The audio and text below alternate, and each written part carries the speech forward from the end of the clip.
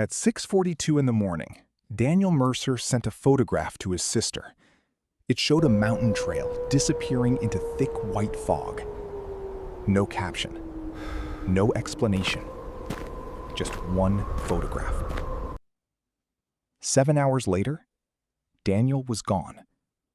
His backpack was found beside a trail marker at nearly 9,000 feet. His phone was still inside it. His jacket was still hanging from a branch. And on the back of a wooden trail sign, someone or something had carved 4 words: "Don't follow my footprints." At first, investigators thought it was simply a strange warning from a missing hiker. Then, they discovered the footprints. They led straight toward the mountain and stopped. Not at a cliff, not at a river, not at a cave. They simply stopped in the middle of the trail. What happened to Daniel Mercer remains unexplained. But the strangest part of the case wasn't where he disappeared. It was what he left behind. Daniel was 34 years old and worked as a structural engineer in Colorado. He wasn't considered reckless. That detail would become important later. Daniel had been hiking since he was a teenager. He knew how quickly mountain weather could change. He carried emergency supplies, checked forecasts, shared his route with family, and rarely climbed alone. But on October 17th, he made an exception.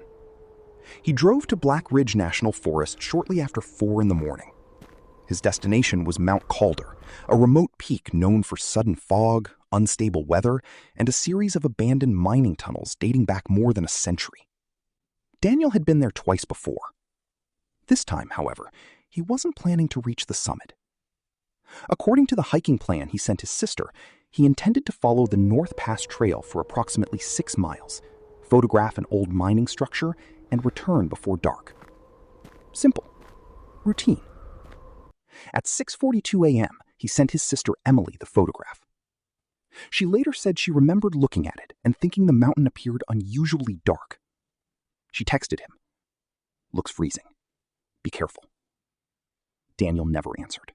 At 8:12, Daniel's phone connected briefly to a cellular tower. At 8:13, the signal disappeared. That was the last confirmed digital trace of Daniel. Emily didn't panic immediately. Daniel sometimes lost reception in the mountains, but by 7:30 that evening, he still hadn't returned. At 8:06, she called the local ranger station. At 9:17, the first search team entered the forest. The temperature had dropped below freezing. Snow had begun falling. Search crews expected to find Daniel injured somewhere along the trail. Instead, they found something much stranger. At 9,100 feet, a ranger discovered Daniel's backpack sitting beside a wooden trail marker. It was completely intact.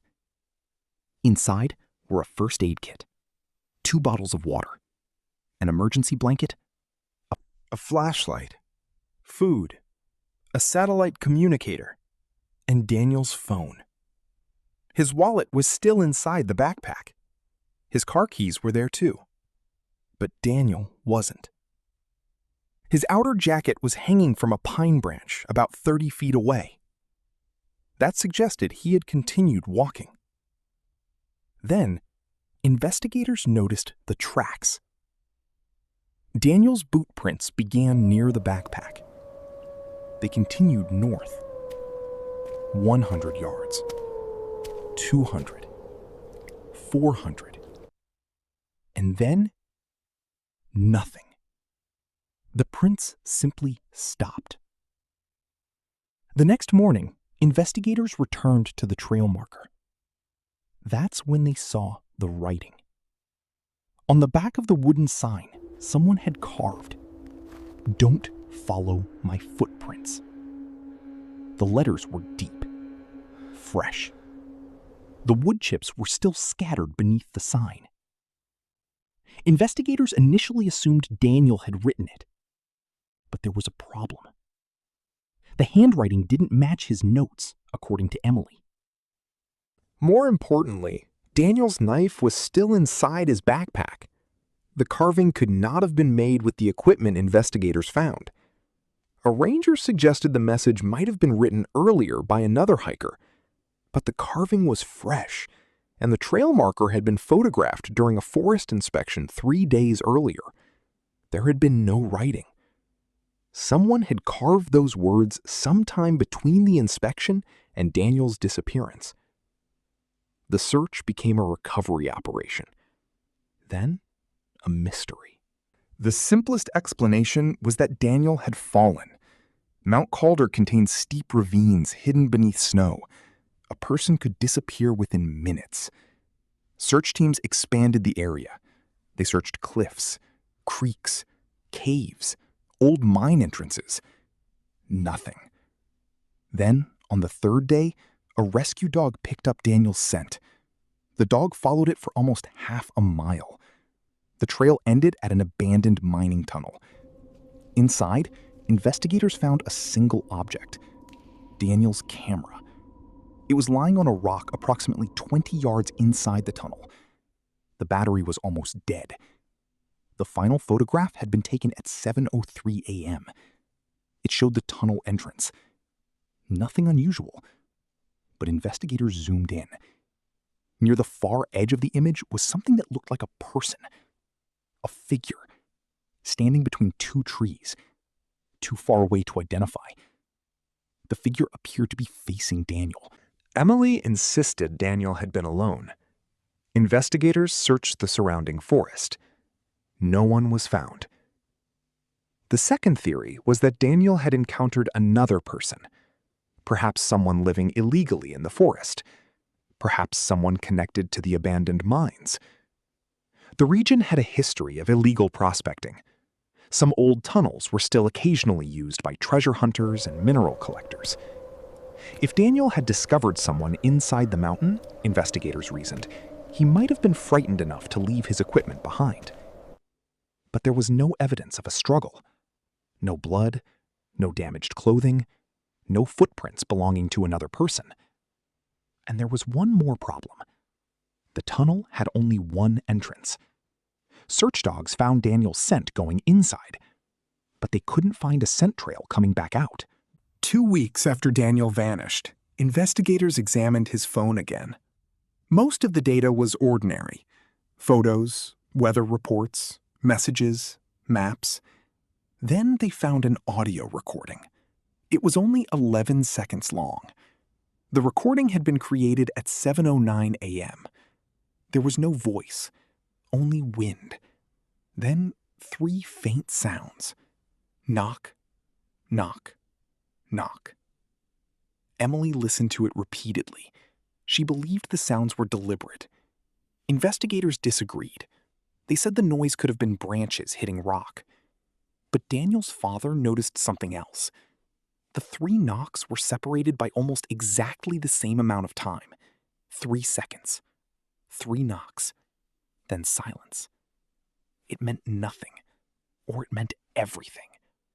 6 months later, Daniel's sister discovered something investigators had overlooked. Daniel had printed a topographical map before his trip. It was found in a box of documents at his apartment. Several locations were circled. One was Mount Calder. Another was an abandoned mining site. But the third circle was nowhere near the official trail. It was several miles east, in an area Daniel had never mentioned to anyone. Beside the circle, he had written, "Ask why they closed it." Emily had no idea what it meant. She contacted Daniel's former colleague. He recognized the handwriting immediately. Daniel had been investigating old geological survey records for a personal project. The colleague remembered Daniel becoming interested in a mountain collapse that had supposedly occurred in 1958. According to official records, 3 miners had died. The mine was sealed. End of story. Except Daniel had apparently discovered something strange. The original report described the collapse as occurring at Tunnel 4. But modern maps showed no Tunnel 4. There were tunnels 1, 2, 3, and 5. No 4. Investigators returned to Mount Calder. They located the area marked on Daniel's map. Buried beneath vegetation was an old concrete structure, a collapsed entrance. Above it, almost invisible beneath layers of moss, was a faded number: 4. Inside, the tunnel had partially collapsed. Search crews could not safely enter. But using specialized equipment, they examined the space beyond the collapse. They discovered something unexpected: a second passage, a narrow shaft leading deeper beneath the mountain. And inside that shaft, fresh footprints. Not Daniel's. The footprints were too large. They belonged to a modern hiking boot. Investigators followed them as far as they safely could. The trail ended at a vertical rock wall. There was nowhere else to go. No hidden exit. No person. No explanation. The evidence now created a problem. If Daniel had entered Tunnel 4, why had his scent trail ended inside another tunnel? If another person had been there, why were there no traces leading away? If Daniel had fallen, where was his body?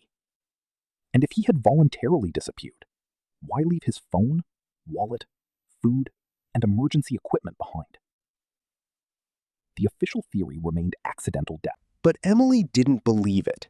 She believed Daniel had discovered something someone didn't want him to find. There was only one problem with that theory.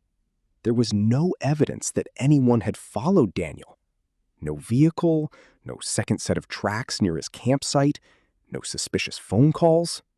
Nothing. Just the message, the photograph, the footprints, and the 3 knocks. 3 years after Daniel disappeared, the Forest Service replaced the old wooden trail marker. The original sign was removed and placed in storage. Emily asked to see it. Investigators agreed. She examined the carving again. "Don't follow my footprints." Then she noticed something beneath the words. A thin line, almost invisible. She cleaned the wood. Underneath the message were 4 tiny numbers: 4, 5, 6, 7. April 17th? No. Daniel disappeared on October 17th. The numbers didn't fit a date. Emily showed them to a retired investigator who had worked on the original search. He immediately recognized something. They weren't numbers. They were coordinates. Not GPS coordinates. Mine coordinates. Tunnel 4, Level 17, Section 3, Marker 9. The retired investigator went silent. Because according to the old mine plans, there was no Section 3, and there had never been a Marker 9. A new search was organized. They returned to Mount Calder in early summer. They located Tunnel 4. They entered the collapsed shaft. And approximately 300 feet underground, they found a narrow chamber. Inside was a metal box. It contained old mining records, photographs, a rusted watch, and Daniel's missing hiking boot. Nothing else. No body, no explanation. But beneath the boot was a piece of paper. Daniel's handwriting. Only one sentence. "The mountain isn't where I disappeared." Investigators searched the chamber again. Nothing. The phrase has never been conclusively explained. Some believe Daniel discovered an old network of tunnels and became trapped underground. Others believe he encountered someone in the mountains and was deliberately led away from the trail. A few researchers believe the carving was a warning Daniel left behind after realizing someone was following him. And then there is the most disturbing possibility: that Daniel wasn't warning people not to follow his footprints. He was warning them because the footprints weren't his.